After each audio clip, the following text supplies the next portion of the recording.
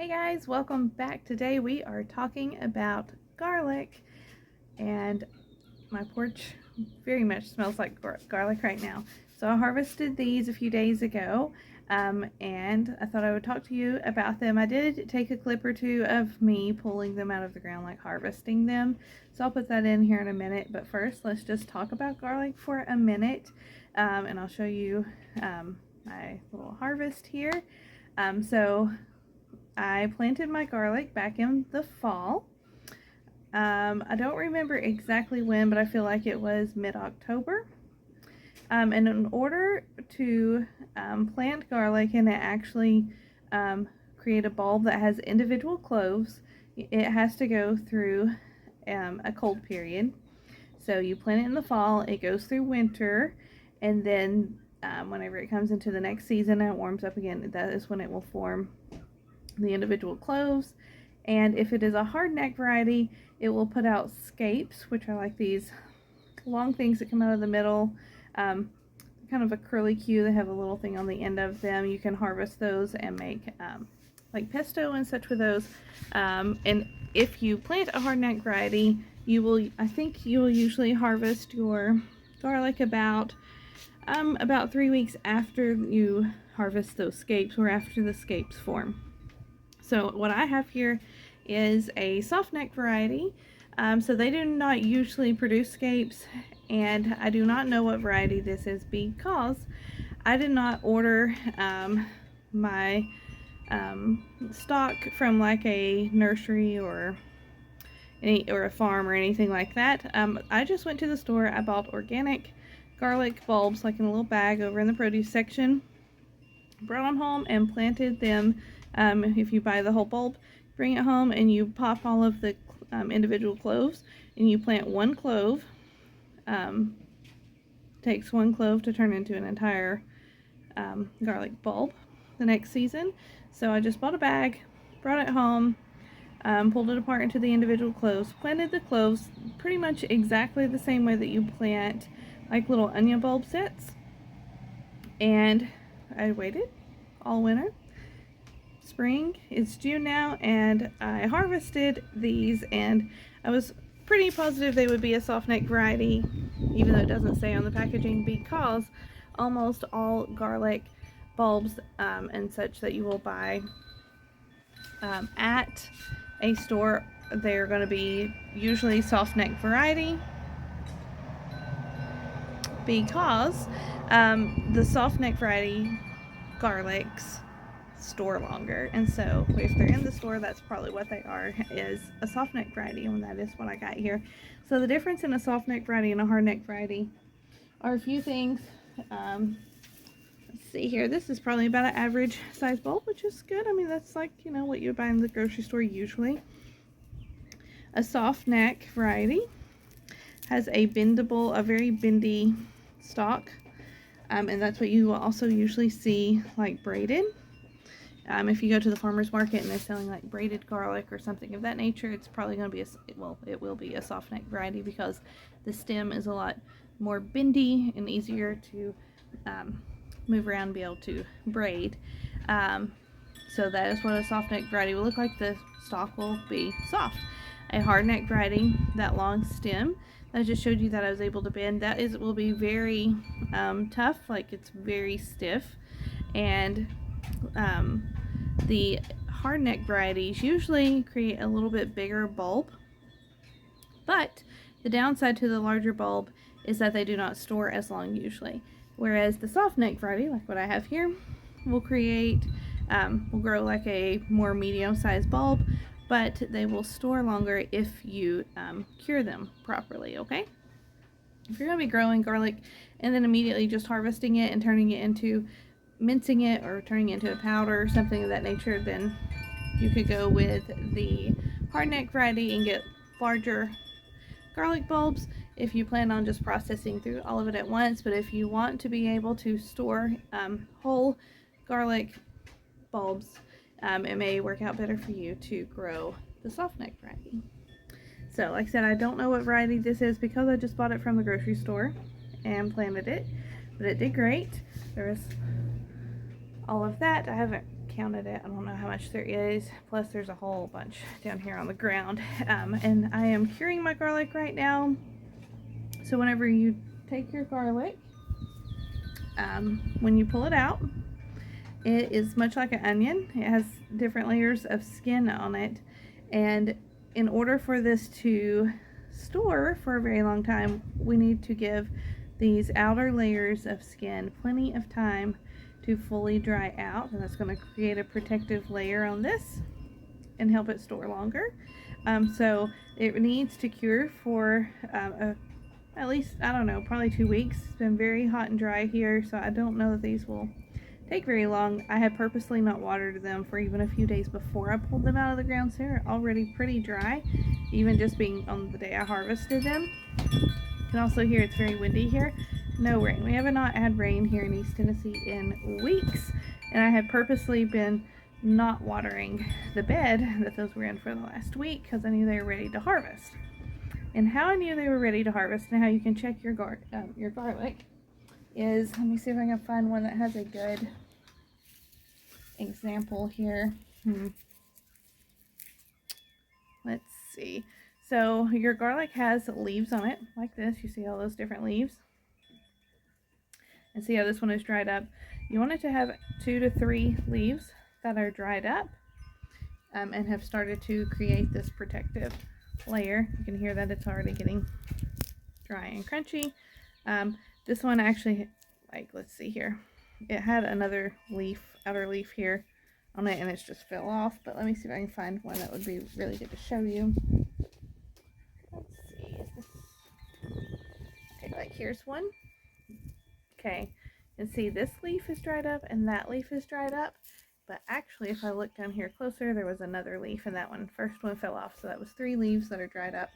This is the perfect time to harvest your garlic, and you may be able to tell that a little more, like what they look like growing when I put the clip in here in a minute of what it looked like out in the garden growing. But those bottom-most leaves, you want 2 to 3 of those to be dried up and brown, okay? And that's when you will know that it is time to harvest your garlic. That is especially for your softneck, because they are not usually going to create a scape. Hardneck varieties create a scape, a garlic scape, and after that appears, then it's usually 2 or 3 weeks after the scape appears. That is when you are ready to harvest your garlic. We don't really get that signal with the softneck variety, so you just have to watch the leaves to know, okay? So yeah, so that's what I have here. I have them laid out. See how none of my garlic cloves are really, they're not touching each other. I don't want them to all be touching each other. I want them to be able to dry out pretty quickly, and I have a bunch down on the underneath part as well. I just want them to have good air circulation. We don't really have any outbuildings. Even our garage that is attached to our house does not have great airflow, and I didn't really want it to stink like garlic, our garage. So I didn't put it in any of those places. I didn't want to take a chance on getting any type of like mold or anything to start to grow on these. It's just so windy and dry out that I think that my porch is going to be the best place. You do want, if you're going to keep them outside to cure for a few weeks, you want it to at least be out of the direct sunlight. So I'm under a covered porch here. They're on my porch. You can put some cardboard under them, or you can hang them under a covered porch by taking some of the tops of them like this, stringing them up, and just hanging them. Like you can hang them in a row or whatever. That's a great way to let them dry as well. They probably actually had a way to do that that would probably be even better here, but I think they're going to be fine where they are. But yeah, just tie, you know, some twine or whatever up here, hang them up. You don't want to hang them up in a huge bunch, but you would want to hang them across like a line sort of, and let those air dry under a covered porch area. Or if you have a garage or a barn, or you can hang them from like the rafters or something, that would be great. But you want to give them plenty of time to dry and then once they are totally dry, like here in a week or 2, I'll come along and I'll snip these back until they're pretty close to the bulb here.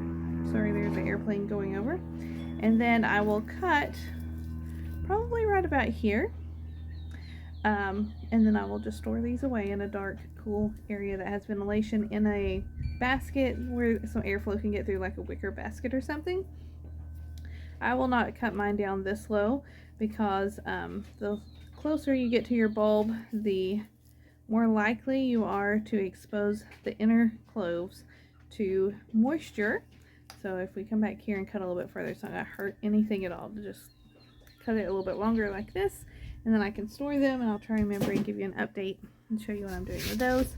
But yeah, so there's my garlic little harvest, and I actually pulled all of this and I immediately went behind and I planted onions because that's what I had ready to plant at the moment. I know a lot of people will say do not plant onions and garlic back to back.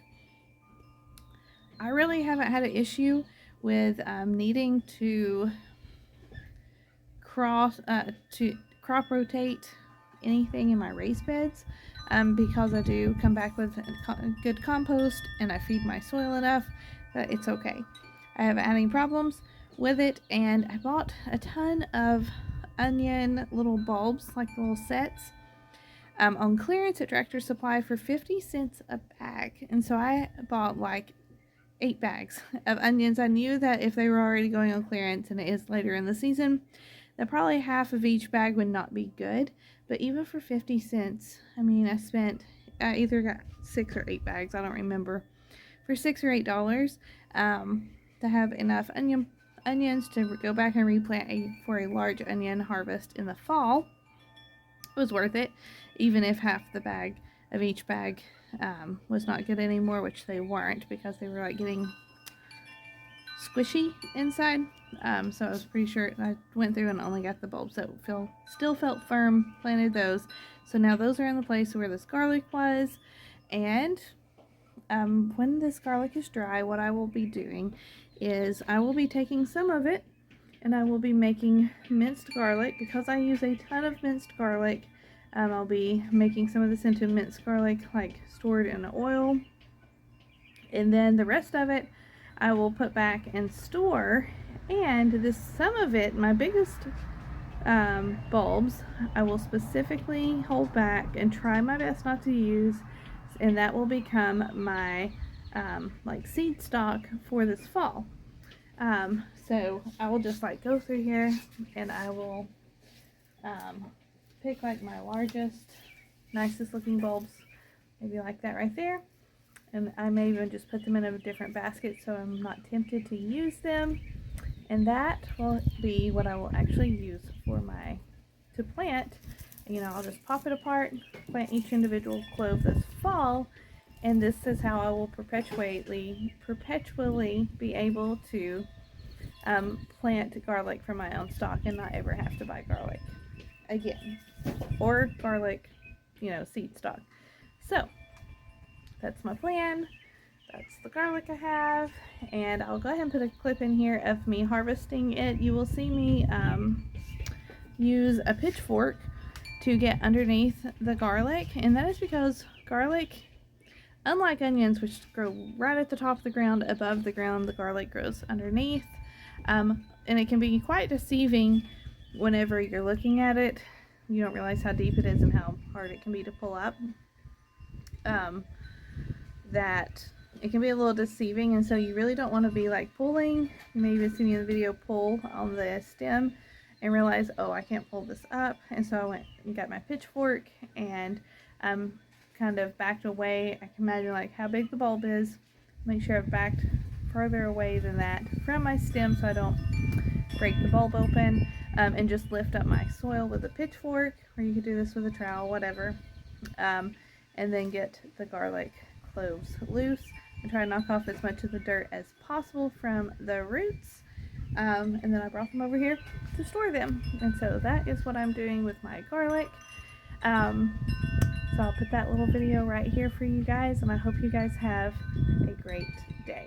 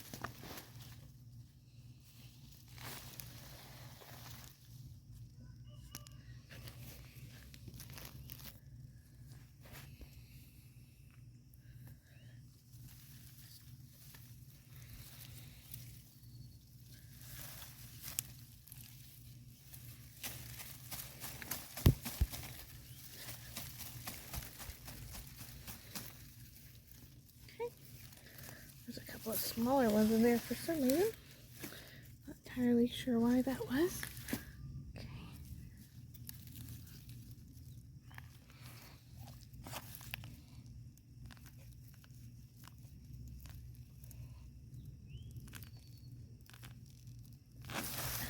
Oh, that's a really nice one.